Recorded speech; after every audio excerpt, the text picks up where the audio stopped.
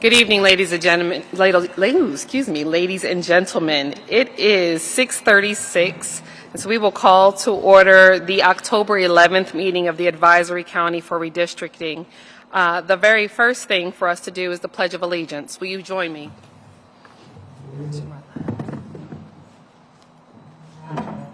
Pledge allegiance to the flag of the United States of America and to the republic for which it stands, one nation, under God, indivisible, with liberty and justice for all. Thank you.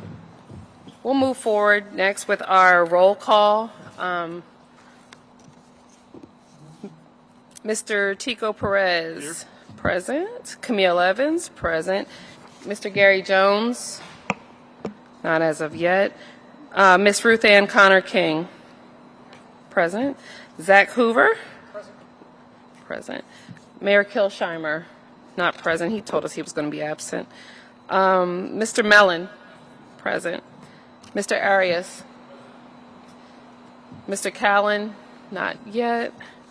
Mr. Affont, Mr. Rocha, not yet.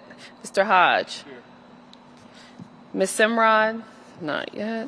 Ms. Whittington, present. Mr. Hardage, thank you.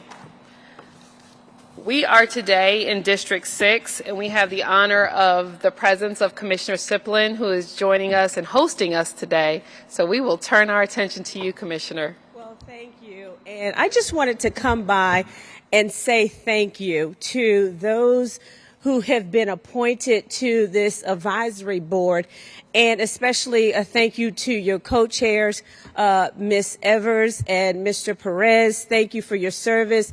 And I would be remiss if I did not give a personal shout out to the District 6 representatives, Ms. Virginia Withington and also Commissioner Homer Hardage, who I saw walk in. I just want to thank you guys personally for your commitment. So often, when we appoint members of the community to advisory committees or boards, it's a thankless job. And I find it an honor to come and say thank you for your service. It is appreciated. I just want you guys to know that. And the maps that you guys are reviewing and debating over with the new changes of the new lines that are going to be redrawn due to the census, it's serious. It's a very serious task that you guys have said yes to, because these lines will actually determine representation, fair representation throughout the county. So I just want to thank you guys again and continue the great job that you guys do, because I know many of you, this is not the only board or committees that you serve on, but it has not gone unnoticed. So with that being said, we appreciate you. Thank you so much, Commissioner.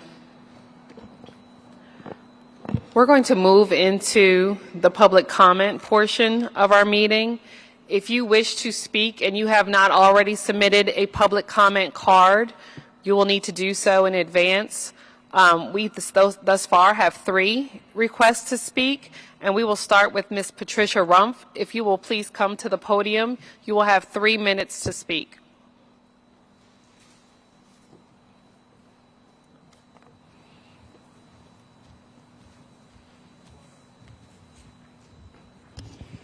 Good afternoon, and thank you very much.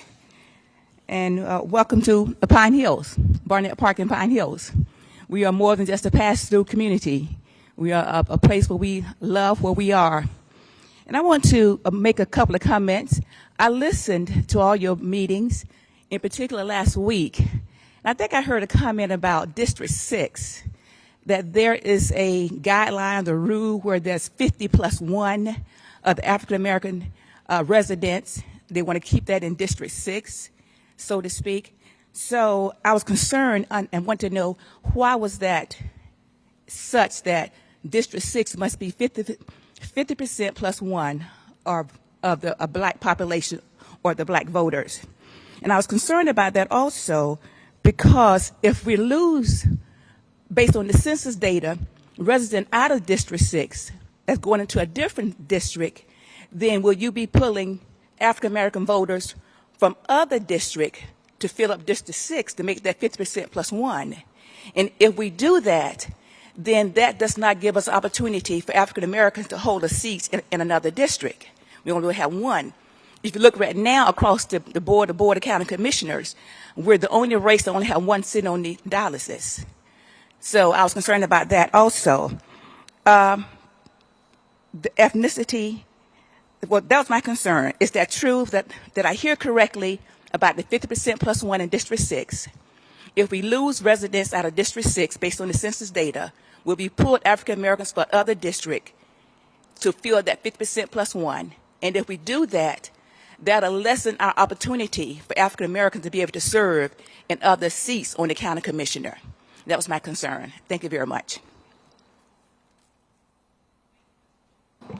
Thank you, Ms. Rumpf. The next comment card that I have is for, I believe, Austin Bala. I apologize if I messed up your name. Will you correct me, please? State your name, and you have 3 minutes.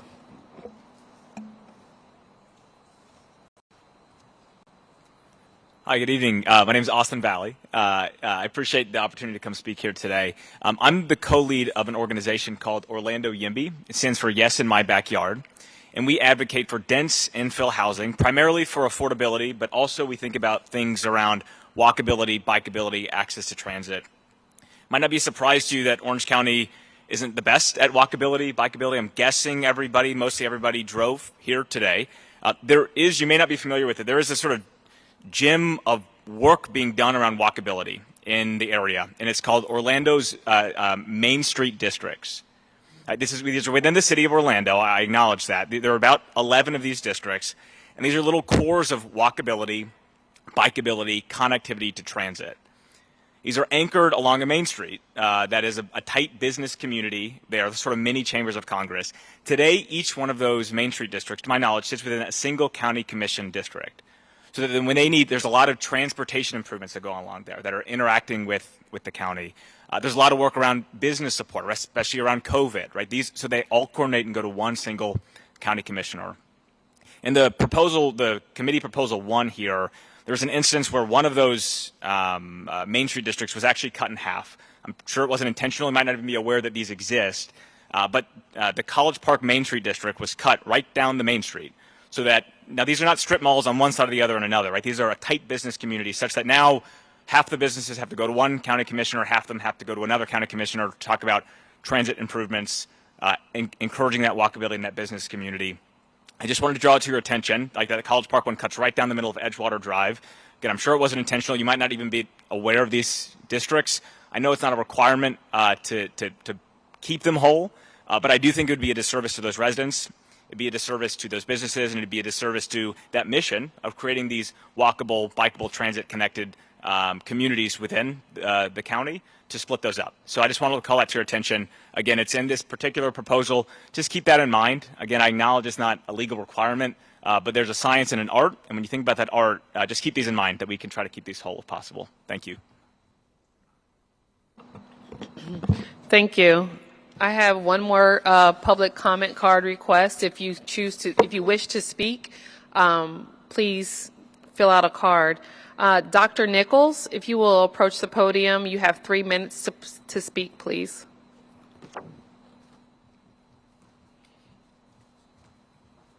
Thank you. My name is LaTanya Nichols, and I'd just like to thank you all for the information. I've been studying the data that you have for the proposed maps as well as the tables. And just a couple of items I'd like to bring to your attention related to the data tables. As you look at the information that's proposed with the ethnic groups and the origins, if we could possibly break that down again in another cell related to the percent, what does that mean?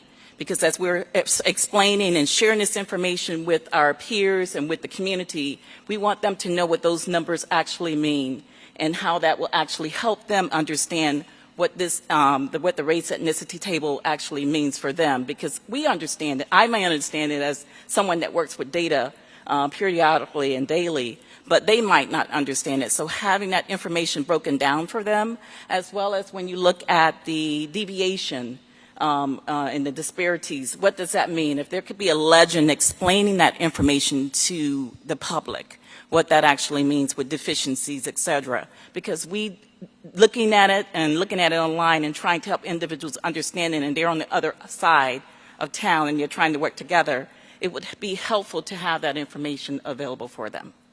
Thank you. Thank you, Dr. Nichols.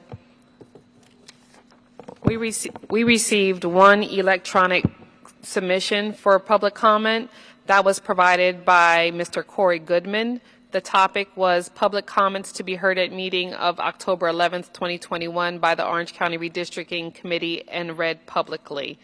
And that was submitted in advance of this meeting and will be included in the electronic records for this meeting. At this time, we have no further requests for public comment. So we will close that portion of the meeting. Before we move forward, I want to acknowledge Commissioner Wilson, who is in attendance. It's good to see you. Madam Chair, can I ask a question? Virginia, on this side. There you go.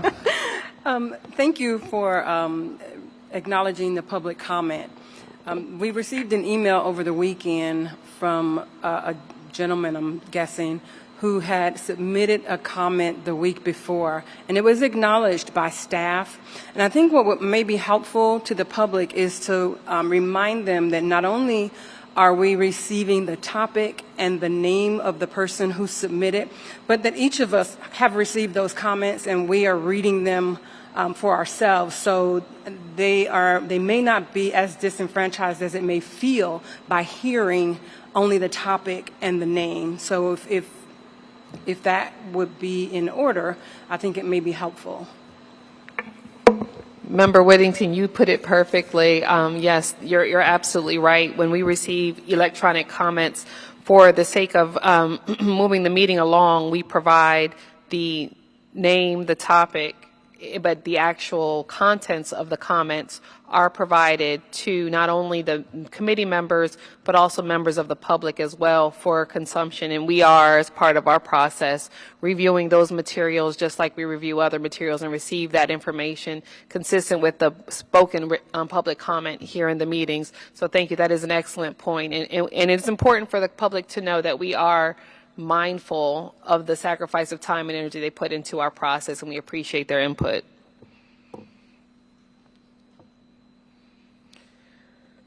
The next item on our agenda is the approval of minutes. Given the fact that we had our last meeting on Thursday, we don't have minutes yet for this week, but we will move forward in our agenda and view those at the next meeting. There is nothing on the information agenda, which gives us the runway to move right into our discussion agenda. Tonight's meeting is the first time we are going to evaluate a redistricting plan proposal. The first proposal on the agenda for tonight is proposal number 1, submitted by member Affont. Our process is laid out in the procedures is for Mr. Affont to have 5 minutes to present his proposal. And then we will move into staff presentation on the comments and their analysis, as then followed by 15 minutes of discussion by this body. I ask 2 points of housekeeping. Please make sure that you are speaking into the microphone clearly and so that each of your members can hear. And also, staff has given us committee members each a blue remote. The green button allows you, if you press and hold it, to list your name here in the queue in front of us. So we will use that system to acknowledge speakers for the sake of us being able to have an orderly conversation about this. At the same time, please note, however, that once you are called, it's your responsibility to press and hold that green button again to remove your name from the queue so you're not still there. We are learning, members of the public, this process, so bear with us, but we want to try and keep our conversation as orderly as possible. Without further ado, Member Affont. I am ready. All right, thank you. 5 minutes. Okay. I have still 3 on the clock for the record. Will Good you evening. adjust the clock to 5 minutes, please?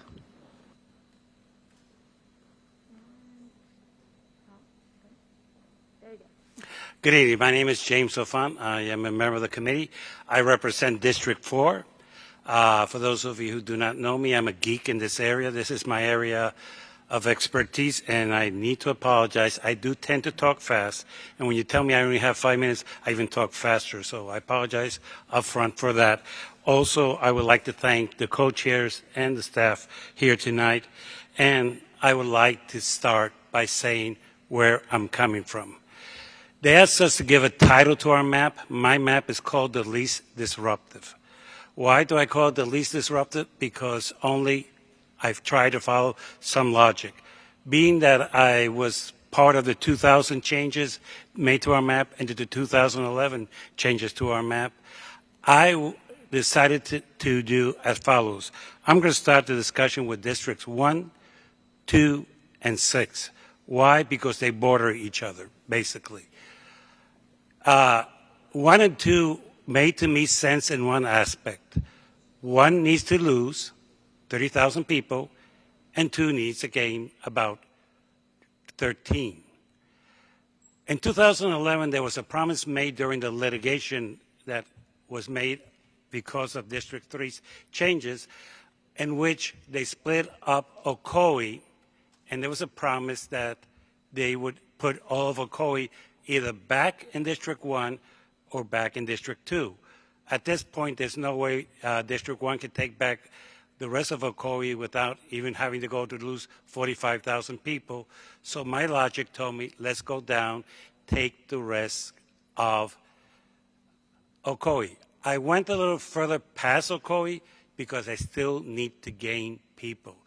I want to start tonight by saying these lines can be changed. I'm open to suggestions. I am not narrow-minded about this. It's something to start a discussion. Let's start talking about our map. I could have decided to take half of Winter Garden and half of Oakland and leave half of Ocoee in District 2, but to be quite honest, that did not make sense to me to have 3 municipalities divided up like that, particularly since one of the criteria for federal court is not to split up municipalities. So I decided to do it that way. Here's where I did with District 6. I went up north. I took a little bit more of Pine Hills, of Rosemount, because that made to me sense.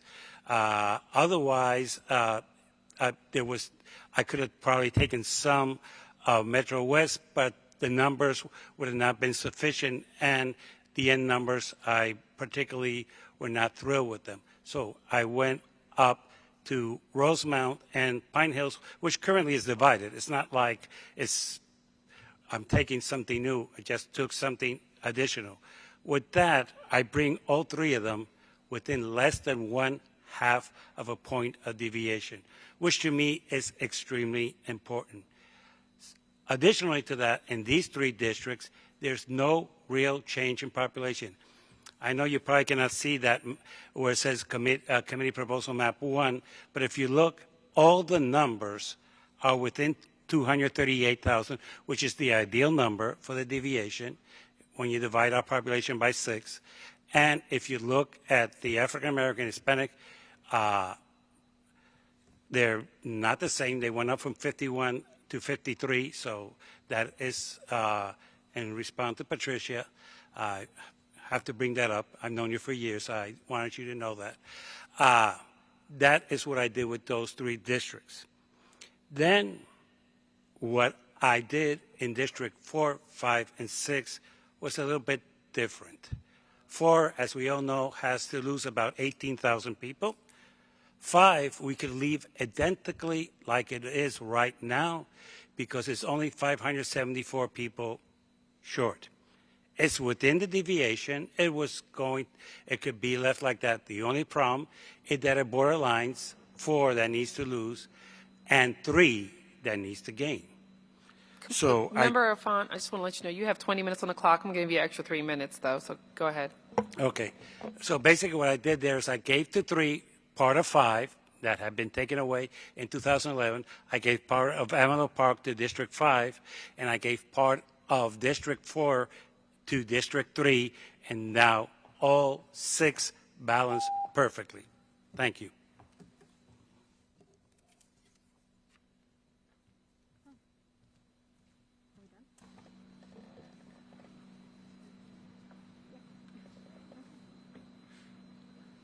Ms. Barrios, are you going to provide any comments, or is... Yeah. Yeah. Yes. I don't have control over the mic.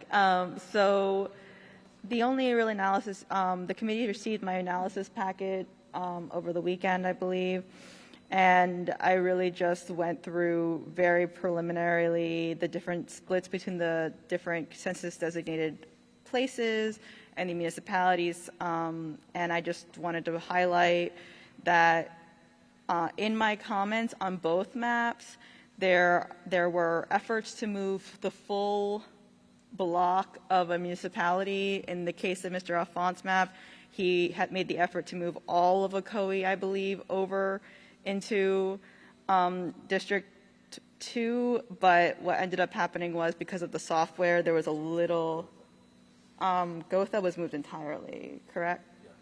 But Ocoee had like a little percentage that was left over, and so that would just be something for the committee to consider. I know that I had talked to Mr. Alphonse about it already, and I think that was more of a software issue where sometimes it's a little hard when you're drawing the lines to see where all of that census-designated place or municipality is located on the map. It does move the CDP, which is the census-designated place of Gotha, from District 1 to District 2, creates additional split in Alafaya, creates an additional split in Union Park, and it creates a split in Lake Butler. Now, all of these splits are things that the committee needs to balance, and I just wanted to make it clear that in my analysis, I'm not making judgment calls in any of these analysis. I'm just pointing out the different traditional factors, because the traditional redistricting factors are factors that are often competing with each other. Even the Supreme Court has said that redistricting is the most difficult subject, balancing competing interests. So it's really up to this committee to determine how that balance happens.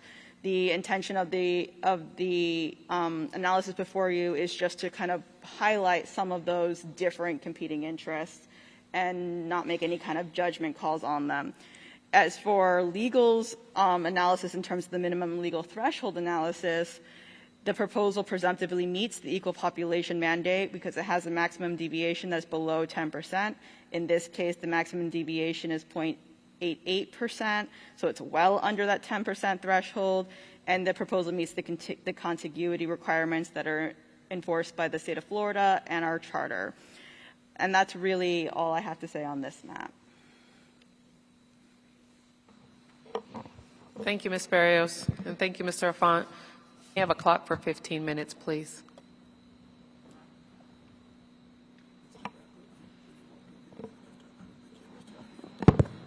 Mr. Alphonse, my co-chair wants us to make sure that you knew that I had given you an additional 3 minutes you omitted. You had an opportunity to share with the group.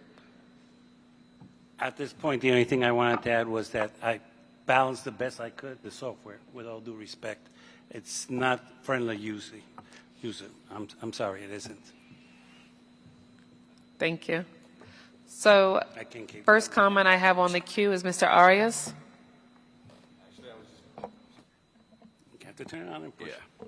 Actually, I was just going to reiterate what Ms. Barrios said. I was looking at the paragraph that she put of note, and it does reflect 98.39% of Ocoee being moved. So, I mean, along those lines, I don't see how the 1.61% would make a difference in order to keep Ocoee together. I mean, we'd still be within the deviation. If I could respond to that briefly, the software did not pick it up because part of that is unpopulated, to be blunt. I'm sorry? It's unpopulated. There's not much people that live there. And the census thing is based on people who live there. So part of the Ocoee is where the furniture company is, and there's businesses there. And apparently, since there's no population, I couldn't pick it up. But I don't have a problem. My intent, I want to make it clear, was to put all of Ocoee in there. Okay, so clearly if that was the intent, then it's a software problem. So my comment really doesn't really go to the meat of the matter. And And an amendment to the map just to correct that error would be fine for somebody to make so that that error. I so move. Does anybody second? Do you need a second? Did we get one? Yeah. Who's the second? Member Roca. Okay, so you have adding the fullness of Ocoee into District 2 based on this proposal. Aye. Are there any opposed? Motion carries. So for the balance of the conversation, we will be discussing Committee Proposal 1 with the amendment, knowing that the entirety of the city of Ocoee is considered to have transitioned to District 2 in this proposal from District 1. Next on the queue is Mayor Kilsheimer. Thank you. I just have a general comment, and that is I completely agree that Ocoee and Apopka, between the two communities, we're just down the road from each other, and it just makes a lot of good sense, I think. Thank you. Thank you. Commissioner Hardage. Just checking, is the mic? Yes, it is. I just had one question. I was concerned why legal didn't address the issue of compactness in districts number 1, no correction, district number 6, and district number 5, as well as district number 4. I know that that's one of the standards we have to meet, and it looks like we're in violation of that.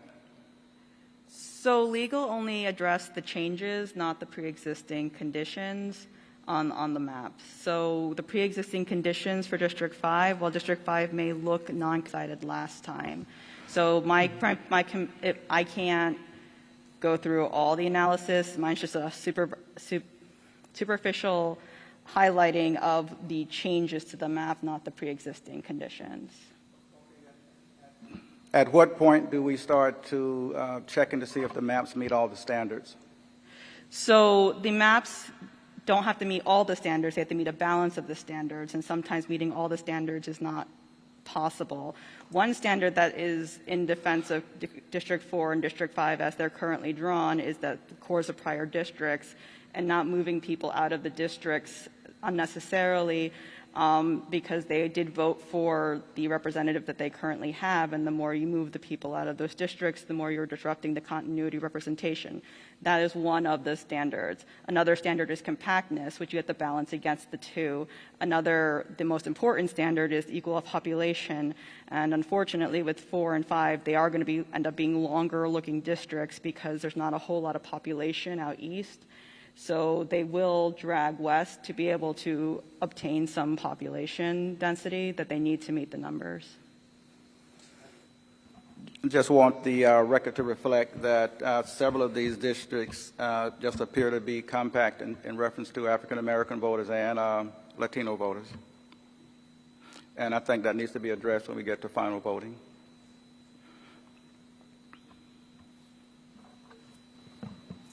Thank you, Commissioner Hardage.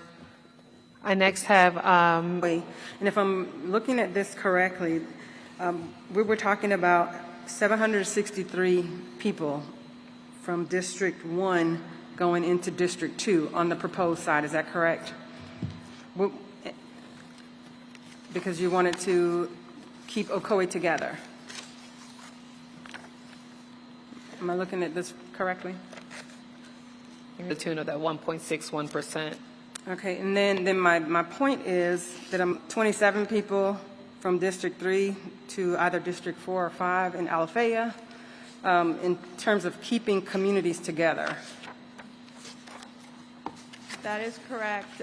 Those are conversations that the committee should have. I believe in my notes I do mention the Alafaya 27 and rejoining it to one of the districts to keep that 27.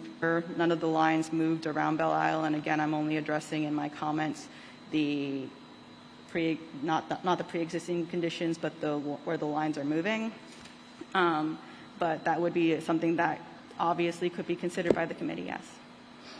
Then in that case, Madam Chair and Mr. Co-Chair, that we consider those numbers as we are looking at these in the proposed columns, especially when it's a 27 or 3 people.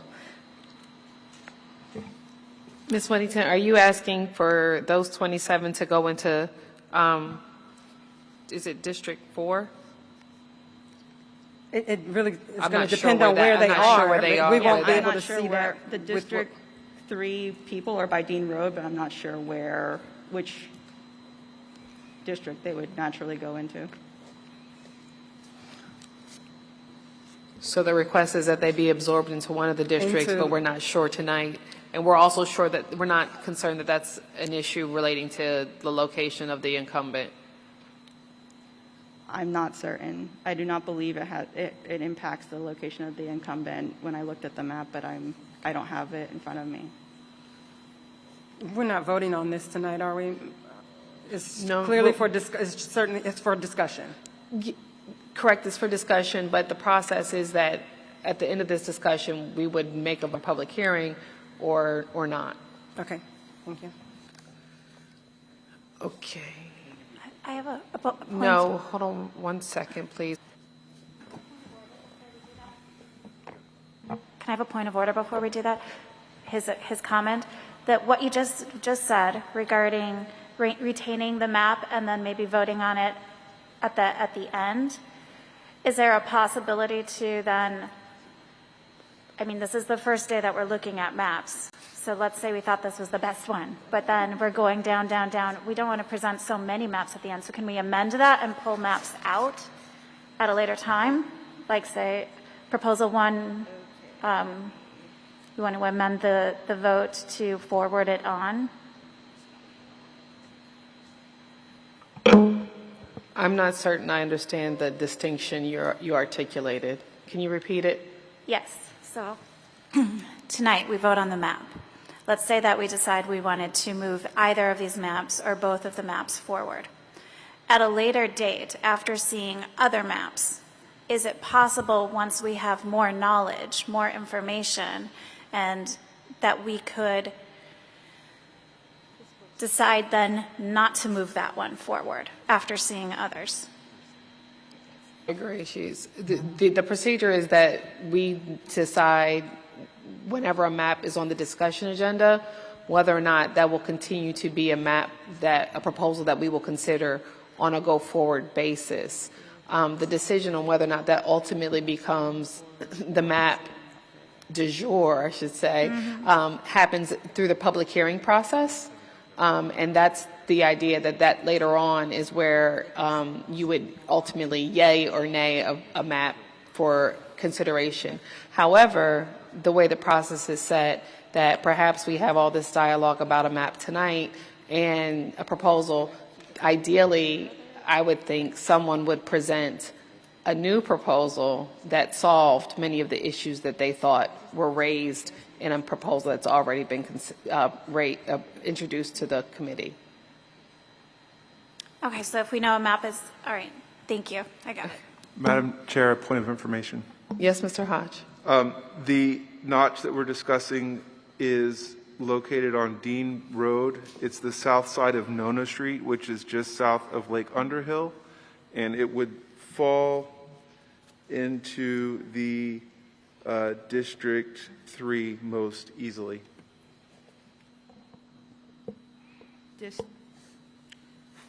District 3 is, I believe, the district that it needs to be, that they're considering moving it out of. You're correct. District 4, my apologies. Okay. Mr. Rocha. Thank you. Just wanted to make a comment. I wanted to congratulate our fellow committee member for producing the first map, the first one through the gate. So I'm going to applaud that. In addition to that, it seems to me that based on the parameters that we were given, even though there was an amendment just now, it still fits to the T. I know there's other conversations that also, another testing that we need to do. But I wouldn't mind moving forward with this map so we can vote on it in the future. Just my comment. Thank you. Thank you. Member Whittington, I wanted to, now that we have the point of information from Member Hodge with respect to that 0.03% in District 3, did you want to make an amendment with respect to that? Actually, the reason I raised it is because as these maps come forward, I'm sure that this is not going to be the only time we address something like this.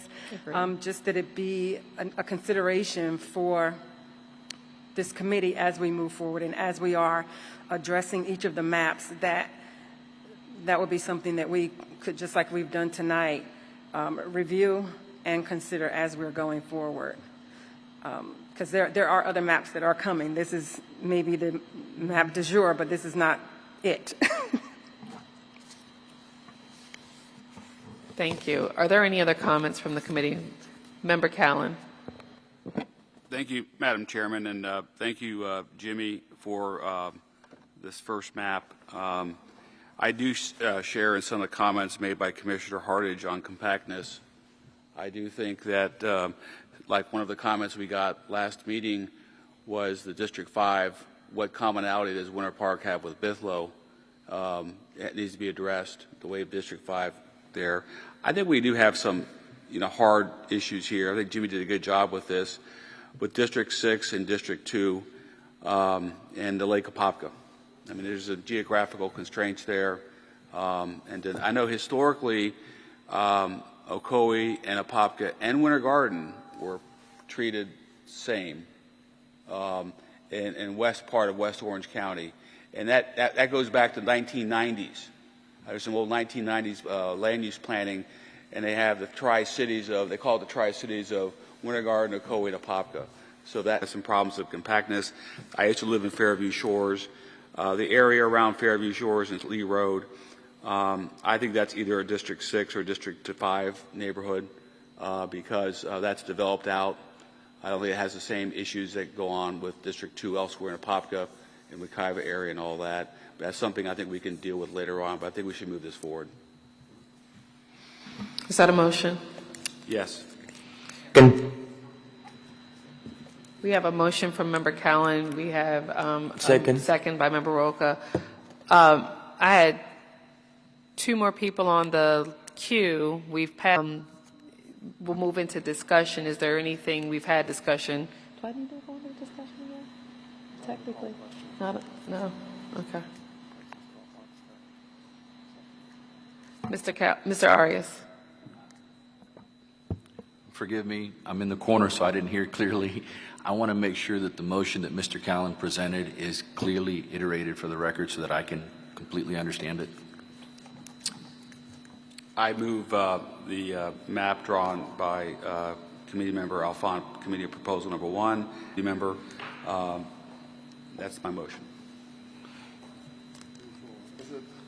To save it so we can vote on it later. Yes. Thank you. I understood. Or did we take a vote on amending the 3-4? I did not think so. Okay, thank you.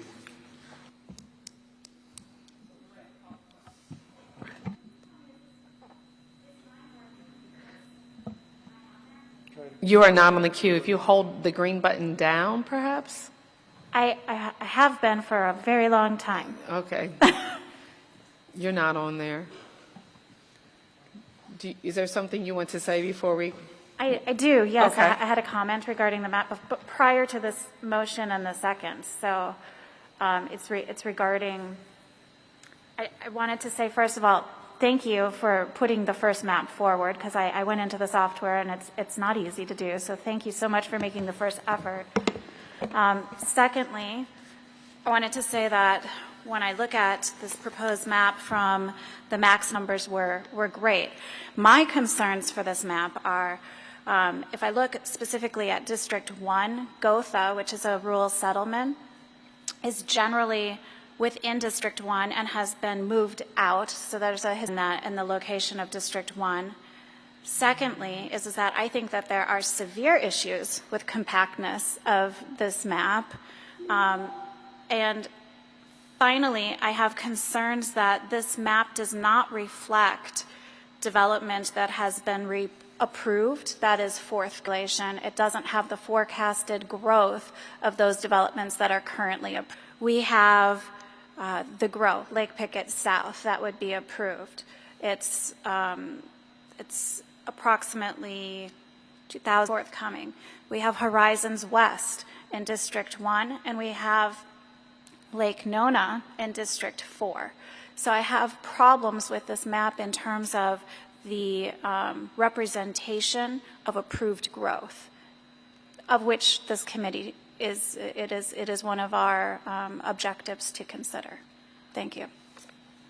As a point of just the legal point, future growth is not one of the traditional redistricting principles to be considered. The data that should be used is the current population data. To the extent that future growth is anticipated in a map, that would be secondary to balancing all the other redistricting principles, not a primary interest to be considered. Because as the Supreme Court has said, using total population based on the census numbers is what the goal of redistricting is. In 10 more years, once that growth has realized, then you do another redistricting based on that improved growth. It's not a primary thing that we should be considering, but it is something that when we were briefed and serving on this committee was something we should consider. It is not one of the traditional redistricting principles. There was a question asked at the first meeting if it can be considered, and the response is it can be considered after the balance of all the different other traditional redistricting principles, of which future growth is not that, because again, as the Supreme Court has said, we should be using the current data. That is what we're redistricting for, one person, one vote currently, based on the data that has been reported. It can. In your establishing resolution, it is not one of the things that the Board of County Commissioners has tasked this committee to review. So to the extent that you consider it above one of the other traditional redistricting principles, that would be not permitted. Right. So I'm not saying that we consider this above the other principles. I'm saying can other principles? You could, yes. You would need to have data to support that. And it would then also throw into question the votes of people who are current. So it would be something that the committee has to consider and balance. Again, with all the other competing districts, it will be challenging, but it is something that afterwards it can be looked at, yes. It should not be a guiding principle. Okay, so it can. That's the end statement, is that we can use growth. And then we can look at approved growth in terms of helping us shape our redistricting. Yes, you could use it as something, as a non-guiding principle. Quickly, I'm going to encourage us all to rely on the guidance of our county attorney, her intelligence and her respect, and rely on it. We have a motion and second. It's time to call the question. All in favor of? Madam Chair, just as a point of reference. Commissioner, calling the question if there's. We can't just not do that. So. Commissioner Hardage, I don't disagree with you at all. If there's clear confusion among this body, I would like the county attorney's office to... No, ma'am, that's to... not confusion. It's either one way or the other. I'm going to finish what I was going to say. Okay. I was going to ask the county attorney's office to give us direction so we are all clear on what our process will be on a go-forward basis, because we're going to likely run into this issue on multiple proposals, and I want us all to be very comfortable that we all know how we're going to move forward. So the rules of procedure adopted by the committee said that there'd be 15 minutes for discussion with the extension for the co-chairs. It was determined that the board, which voted unanimously on those rules and procedures, would limit their use of the Robert's Rules of Procedure to that level. If there is a desire to change that, there is an amendment process to the rules of procedure that can change that. And I, as legal, don't have a dog in that fight in terms of that process. So we can definitely do an amendment to that procedure if that is the will of the committee, or we can continue on forward. I know that one of the concerns that the co-chairs had expressed when they directed that rule was that while right now we have 2 maps, we could have 20 quite into the twilight hours, and that would limit the public's ability to actually be present and involved in the discussion of the maps that are later on in the agenda. Madam Co-Chair, if I may, the challenge we have here is our rules call for 15 minutes of debate, which have long expired. Member Hodge is correct, as is Commissioner Hardage. A motion to call the question under Robert's rules, if there is a second, is an immediate vote, doesn't require debate to call the question. It does take 2/3 vote to stop debate in an ongoing debate unless on our amended rules the time has run out, which is where we are now. So the time has run out. If somebody wanted to call the question at 10 minutes, we would have an immediate vote. If there were a second, we would have an immediate vote, and then 2/3 are required to stop debate. We have been talking about this map. The 15 minutes ran out a while ago, and I'm thinking this is a wonderfully healthy exercise for us now with only 2 maps, so we can figure this process out. So the challenge that we have is we have in our operating resolution limited debate to 15 minutes. So technically that stops debate unless we extend. We have a motion to call the question that was seconded. We allowed additional debate beyond that because of the technological issues. So in the future, what we need to do is if there's a motion to call the question and a second, we immediately stop all debate, notwithstanding technology issues. We take a vote to call the question if it's before the 15 minutes are over. The 15 minutes are over, based upon our rules, debate is supposed to stop and the question called. So where we are right now, I believe, is debate has gone well past the 15 minutes. We have not extended that time. We have a motion and a second to call the question. I think we need to call the question. I don't think this requires 2/3 because under our rules, the 15 minutes have expired.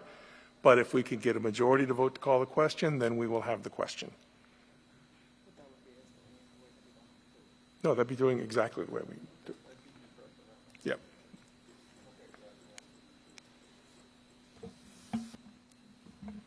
So the question's been called, and we have a second, Madam Chair.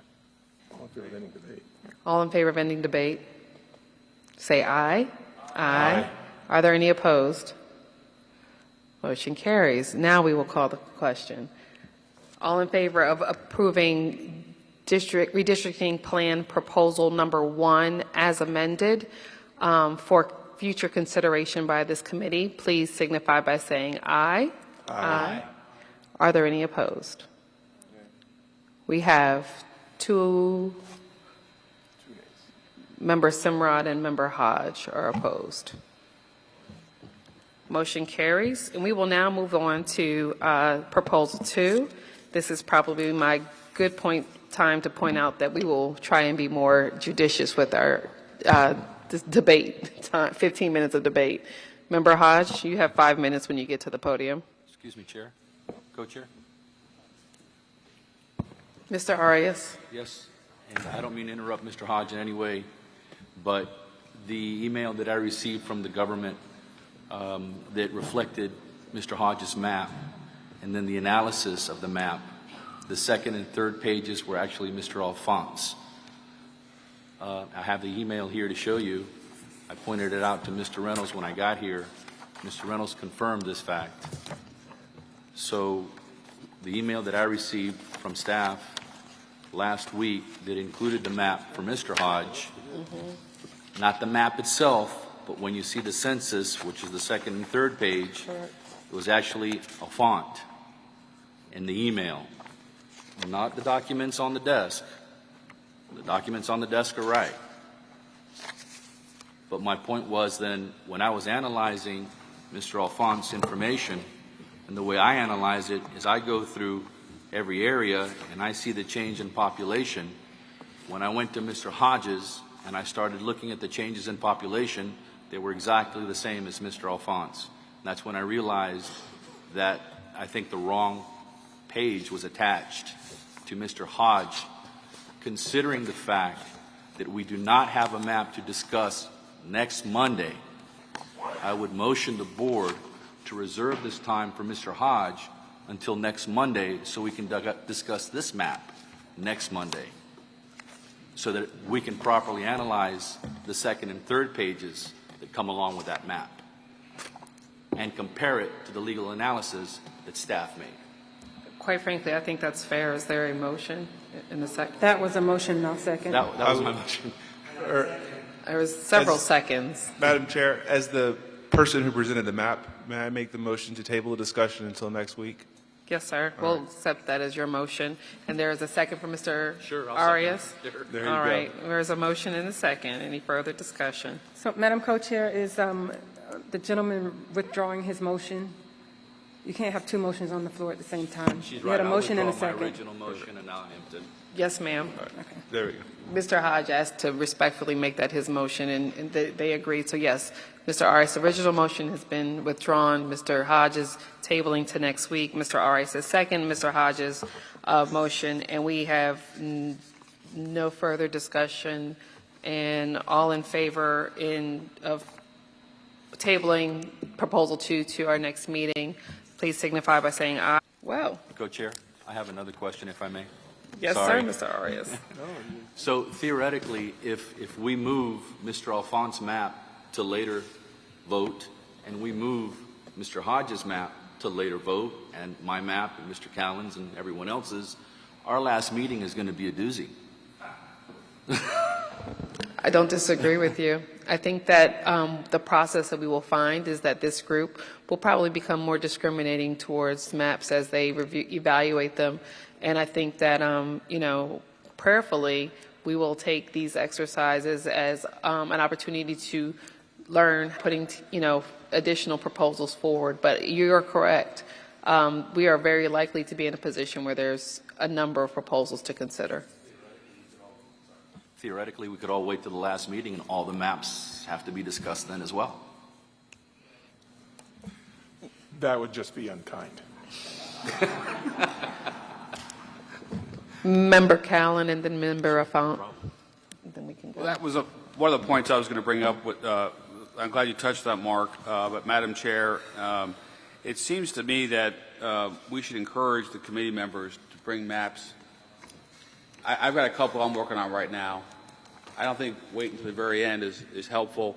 Maybe a motion by the board would have us agree that we'd all try to present our maps before the final hearing. That way, it's not a mad dash. The second thing I wanted to bring up, just a kind of something to consider, is going up with the comment about the approved but on District 1, District 4.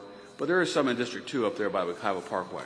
That's going to be a big area of development once that roadway is settled, what's going to happen up there. I would love to see some data from the county planning staff because I see whether it's going to be 0.5%, 1/3%, 1/4% difference by looking at what anticipated population growth will be there in 5 years. So I think that's something, if we had some data by district, possibly that'd be helpful. The other thing, too, Jimmy made a comment when he got done that 5 minutes was a lot of people on this board, and there's an echo in here, so we're trying to talk slow. And I don't know if 15 minutes is enough either, so if the chairman could, but it seems to me we need more time. A little bit different. We now have a map to discuss next Monday. If Wes had discussed it tonight, we would be next Monday with no map. And it looks like the following Monday with no map. We have a deadline, and that's one of the reasons I killed myself to get this map out real quick, was to avoid to show up at the last minute to show up with maps. And I will say that is something that I'm concerned about, because particularly we have one map to discuss next Monday, and unless somebody submits a map in the next 2 or 3 days, the following Monday we don't even have a map to discuss. And realistically, we have a second problem that I think needs to be discussed. I am a geek in this area. I used the software in 2011 for the school board and for the county. I don't mean this disrespectfully, but this software is not easy to use. I know that the demo looks great, and those of us who are geeks in software will tell you that demos look great. Software application is another issue. What I'm trying to that are there that people started, and I think they got frustrated, and stopped doing them because of the software. And if I find it difficult, and I'm a geek in this area, this is not a user-friendly software. I don't care what the people who prepared it said, but it is not. And I used it, and I know that it's not. I understand that it is challenging. It is the software we're using for this process. Help members of the public, not just members of the committee, to develop a better proficiency with the software. I don't disagree with it. Be improved, but this is what we're working with. So I encourage each of us to, take Jimmy's lead and spend the time it takes to try and develop a better understanding. Is there anyone else who needs to share something before we go? Mr. Jones. Well, I've been pushing this thing too, so. You're on there. Oh. Who's not next? Yep, good. Just wanted to give a quick shout out to the Orange County AV folks for bringing in extra speakers so we can hear tonight. Thank you so much, everybody back there. Made a big difference. Thank you. Mrs. Whittington? Thank you again. Two things. When we submit, but once we submit those, will we get this report, this legal analysis, before it comes to the board? Do you contact us to speak about these things ahead of time? There's no time between that time period to really have that kind of discourse. Normally, we get it from you on the day, and then it has to get turned over and processed, and then very, very outrageous. Like if you didn't meet the minimum legal threshold, I would definitely reach out and say there was no meeting of the minimum legal threshold for the committee to consider. Otherwise, the comments are just for the consideration of the committee. As the note says in the beginning of the legal analysis, it's not meant to substitute or supersede the. I thought I recalled you saying to Mr. Affont that you spoke to him about that sliver of Ocoee not being within, so I didn't understand where that process came in. Oh, there was no process. He came to me after a meeting and just talked to me. Okay. Is there any way that when we get the census designated places by commission, if there's a significant change, could it be highlighted? Is that something that the software can do? Such as Maitland, the entire city of Maitland being moved from one district to another. Is that something that can happen? We can look into it. We'll have to define what significant means. Right now I'm trying to do that in my legal analysis. But yeah, we can look into seeing whether or not it can get highlighted as well. Okay, thank you. Mr. Rocha? A couple of comments on my end. I commend our members that want to be more proactive in looking into the future of the populations. But keep in mind that the reason why we're doing this, that at least for the last 7 years, and I'm going to speak about my community, our community has not been properly distributed among the county. So us thinking 5 years ahead is going to be doing a disservice to the individual 7 years behind us. But again, it's a valid point. However, in the rules, as our attorney stated, we got to look at today. And let's focus on that. Also, I also wanted to remind, because I made a big point on this, the only ones that can change the rules is if the co-chairs agree. So if they take our voice and represent our district, but keep that in mind that if the co-chairs don't agree, we're not moving forward. I have one more, but I forgot. So thank you. Ms. Semrad? It worked. I'm glad. I just wanted to make sure that I'm clarifying. I'm not suggesting that we use future growth to override the existing principles. That's not at all my suggestion. My suggestion is that once everything is balanced, that then we consider large swaths of land that have been approved and are like they're in the construction, they're being built. They've already been approved by the county, by the BCC. Their conceptual plans are done. They're out. So I'm not suggesting looking at it as over the guiding principles. That's not at all my suggestion. That's just at the end when we're coming into the act, the balancing act, that we take it into consideration after that has been done because it's forward thinking. Thank you.